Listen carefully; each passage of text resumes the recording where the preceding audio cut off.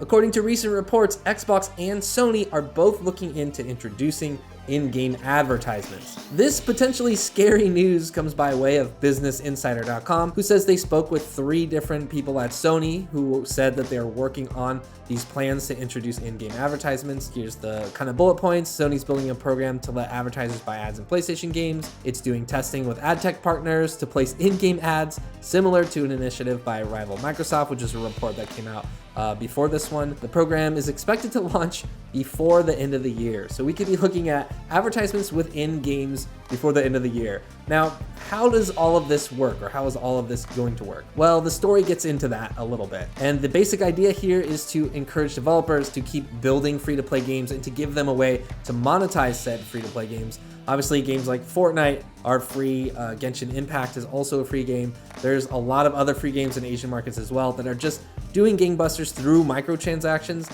And now Xbox and Sony, it looks like, are looking for ways to incentivize game developers to make more free-to-play games, so potentially their amount of revenue could increase as well. The rising tide lifts all boats, as they say. So as you likely know, and according to the story, there are ads on Xbox and PlayStation, but not, within games. Sometimes there are, like with specific game developers who, every now and then will kind of cut a deal with some type of advertiser or sponsor. More pertinently, the story says the new effort, expected to launch by end of 2022, would put ads inside of PlayStation games themselves to be sold via a private marketplace, and the goal is for the ads to appear like they're part of the game, like digital billboards in sports stadiums.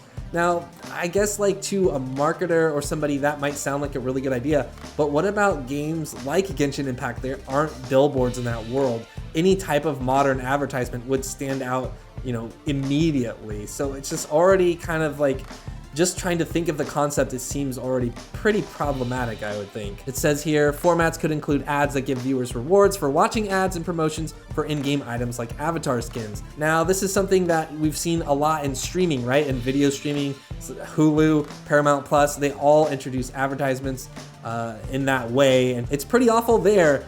I can imagine it's going to be much worse in a game. Now, this part's kind of interesting. According to the story, Sony hasn't decided if it would take a cut of the ad revenue, and it's also considering charging developers and publishers for data on consumer activity on the PlayStation, which sounds like a completely different thing, right? One, I think they're very much considering taking a cut of ad revenue that comes from, inserting advertisements into games, which already seems like a really unattractive idea.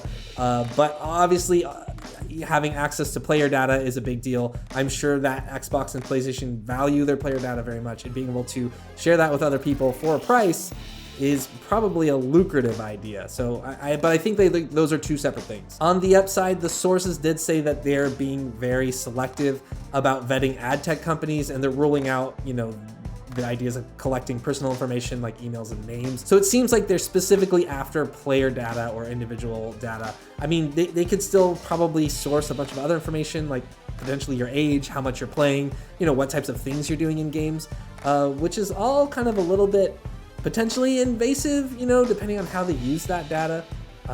For the most part, you're never going to notice, and they're going to use that information to like make games better. But they're also, where it gets scummy is when they use that type of information to sell you something, right? That you maybe normally wouldn't have bought or something like that. It all gets pretty gross pretty quick, I feel like, with introducing advertisements in games. There is potentially an upside here, which we'll get into in a second. Now, I think a lot of companies would be super interested in reaching a gaming demographic. It's already a big battle now that I think a lot of people are cutting the cord for traditional cable, right? They're not being fed, large chunks of advertisement in a give and go between their favorite shows anymore, at least not as much with streaming services like Netflix or Disney Plus or HBO Max. They're just missing out on all these eyeballs. And obviously, another competitor for attention are video games. Lots of gamers are spending a lot of time playing games. Games can be anywhere between 20, 60 to 100 hours, and that's all time that advertisers are not accessing these demographics. So surely they would like to break in somehow. I don't think it's going to go over very well, though. I've kind of been reserved so far into this video because there's no game titles mentioned, right? I don't think Sony's going to be putting in-game advertisements into God of War Ragnarok, for example. I just don't think they're going to do that with like a flagship title. But, like Fortnite is this big, expansive thing, and they're already doing kind of in-game advertisements with their crossover events and stuff. So something more like that kind of makes sense. right? The in-game advertisements kind of exist on that level already. So obviously there's a huge incentive for advertisers or anybody who wants to try and sell something to get into like gaming as a market, to get into front of eyeballs of people who are just like playing games and having leisure time to align themselves with that. But it's not all going to be gravy, right? Again, I don't know how you would even insert ads unobtrusively into most gaming experiences. There's not really a way to do that. As soon as you see a recognizable brand name in like a fantasy world, you're going to be pulled out of it immediately. So I think players are going to reject this idea pretty wholesale. So I definitely think that while advertisers want to get into that space, I don't think developers are just going to let advertisers come in there and just start muddying up the place with all sorts of weird pop-ups or like integrated advertisement placements like Pepsi cans and stuff in like this fantasy world per se. And it's something like a GTA, maybe it makes more sense, right? And it could even potentially make the world feel more real. But also, with the data collection stuff, on the other hand, it makes it feel kind of scuzzy. Now, this is also referenced in the article where there's another situation where advertisers might not want to be put inside of like a violent game, right? Like what if this game has shooting? A lot of games have some type of conflict or violent actions within them, some type of combat, right? And now if you're gonna put your ad next to, somebody getting blasted and then teabagged or something, that might not be the best look if that gets clipped out and then, it goes viral on the internet or whatever. There's a lot of ways that could break bad potentially for an advertiser. And, anyone who's very particular about their brand aren't going to want to be in a game in that way. Maybe for some brands that works, but if you're playing Gears of War and you like chainsaw someone in half and then it splatters across a billboard for like Coach or something, I don't think they're gonna be super psyched about that. Not that Coach would be selling to gamers, but just an example. And it just seems so wild because I think people at Xbox, people at Sony, and they're smart enough to know that this basically just wouldn't work in this way.